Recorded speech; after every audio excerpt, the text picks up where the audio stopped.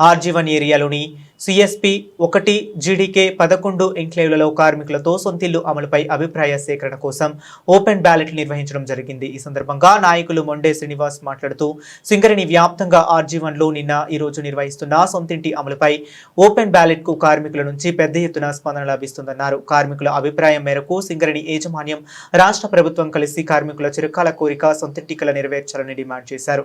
ఇప్పటికే సింగరేణి సంస్థ స్థలాలు ఆక్రమణలకు గురవుతున్నాయని, ఈ అక్రమాలను అరికట్టి సంస్థలో పనిచేస్తున్న కార్మికులకు 250 గజాల స్థలం కేటాయించి ఇల్లు నిర్మాణానికి 30 లక్షల వడ్డీ లేని రుణం ఇస్తే కార్మికులందరికీ సొంత ఇల్లు సహకారం అవుతుందని, అంతేకాకుండా సంస్థలో కాలం చెల్లిన క్వార్టర్లు 60% ఉన్నాయని, ఆ స్థలాలను కార్మికులకు పేరు మీద పట్టా చేస్తే సొంతిల్లు సాధ్యమవుతుందని, యాజమాన్యం ఆ దిశగా ఆలోచించకుండా పాత క్వార్టర్లను కూల్చివేసి అదే స్థలంలో కొత్త క్వార్టర్లు నిర్మించాలని ప్రయత్నం చేస్తుందని, అధికారులు కమిషన్ల కోసం కక్కుర్తిపడి సంస్థ నష్టాల పాలు చేస్తున్న పరిస్థితి ఉందన్నారు.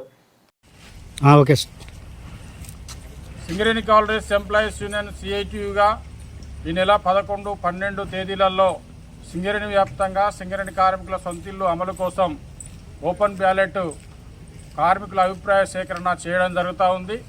నిన్న మిగిలిపోయిన మైన్స్ ఏవైతే ఉన్నాయో ఈరోజు జీడీకే 11 లైను, సిఎస్పి 1 ఈరోజు పెద్ద మొత్తంలో కార్మికుల అభిప్రాయ సేకరణ స్వచ్ఛందంగా చేస్తూ ఉన్న పరిస్థితి ఉంది. కార్మికులు మస్టర్ పడేటప్పుడు, అవుట్ పడి ఇంటికి వెళ్ళేటప్పుడు అందరూ కూడా పెద్ద సంఖ్యలో జీడీకే 11 లైన్లో తమ అభిప్రాయాన్ని, సొంతిల్లు అభిప్రాయాన్ని పూర్తి స్థాయిలో వ్యక్తం చేస్తున్న పరిస్థితి ఉంది. ఇప్పటికైనా సింగరేణి యాజమాన్యం దాదాపుగా సింగరేణి సంస్థ వద్ద 1300 ఎకరాల భూమి మిగిలి ఉంది. దాన్నంతా కూడా కార్మికులకు 250 గజాల చొప్పున ఇచ్చేసి సొంత ఇంటి రుణం కోసం కోల్ ఇండియాలో 30 లక్షల అగ్రిమెంట్ జరిగింది. సింగరేణిలో కూడా దాన్ని ఇంప్లిమెంటేషన్ చేస్తే ఆ 30 లక్షల వడ్డీ లేని రుణం తీసుకొని మీరు ఇచ్చిన జాగాలలో ఇన్లేసుకొని సొంత ఇల్లు నిర్మాణం చేసుకునే అవకాశం ఉంటుందన్న అభిప్రాయంతో Singareni collieries employees union CITU ఈ పోరాట కార్యక్రమాన్ని తీసుకున్నది.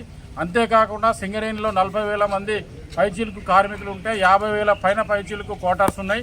ఈ కోటార్లన్నీ కూడా అన్యాక్రాంతం అయిపోతూ ఉన్నాయి, అక్రమాలకు గురవుతూ ఉన్నది.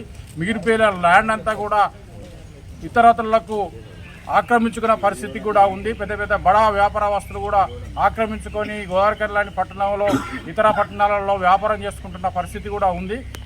ఇక్కడ గోదావరిఖనికి చూసినప్పుడు కోటార్ల పక్క పొంటే మున్సిపల్ ఆఫీసు మనం చూసుకుంటే మున్సిపల్ కార్పొరేషన్ ఆఫీస్ ముందు సింగరేణి ల్యాండ్లో మొత్తం మంది ప్రైవేటు వాళ్ళు వ్యక్తులు ఇల్లేసుకొని అలా వ్యాపారం చేసుకొని జీవనం కొనసాగిస్తున్న పరిస్థితి ఉంది. కానీ సింగరేణిలో పనిచేసి రిటైర్మెంట్ అయ్యేంత వరకు కూడా ఈరోజు ఇల్లు లేని పరిస్థితులలో మగ్గుతున్న పరిస్థితి ఉంది. ఈ సంస్థ సింగరేణి కార్మికులు 1000 కోట్ల రూపాయలు రాష్ట్ర ప్రభుత్వానికి డివిడెంట్ రూపంలో, కేంద్ర ప్రభుత్వానికి డివిడెంట్ రూపంలో అందిస్తున్నప్పటికీ కోటర్లనే ఉండి సొంతిల్లు లేక అనేక ఇబ్బందులు ఎదుర్కొంటున్న పరిస్థితి ఉంది. ఆ ఉన్న కోటర్లకు కూడా కనీస సౌకర్యాలు లేక ఇబ్బందులు పడుతున్న పరిస్థితి ఉంది.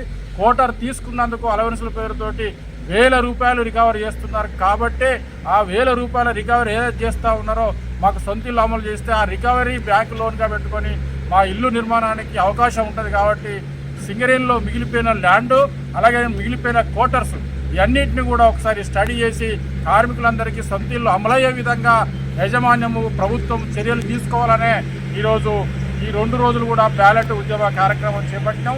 ఈ బ్యాలెట్ ఉద్యమ కార్యక్రమంలో పెద్ద సంఖ్యలో కార్మిక వర్గం పెద్ద ఎత్తున సొంతిల్లు కావాలనే అభిప్రాయానికి వ్యక్తం చేయడం జరుగుతూ ఉన్నది. అందుకనే ఇప్పటికైనా మేనేజ్మెంటు, సింగరేణి యాజమాన్యము ఆలోచించి, రాష్ట్ర ప్రభుత్వం కూడా ఆలోచించి దీని మీద ఎమ్మెల్యేలు కావచ్చు, ముఖ్యమంత్రి కావచ్చు, ఇప్పటికీ అనేక విషయాల మీద వినతి పత్రాలు అందించడం. కాబట్టే ఈ సొంతిల్లు అమలు కోసం ఈరోజు ఈ నిరసన కార్యక్రమాన్ని చేస్తూ ఉన్నాం. కాబట్టే ఈ పోరాటం విజయవంతం కావాలని చెప్పి సింగరేణి కాలరీస్ ఎంప్లాయీస్ యూనియన్ సిఐటిగా కార్మిక వర్గానికి విజ్ఞప్తి చేస్తాం.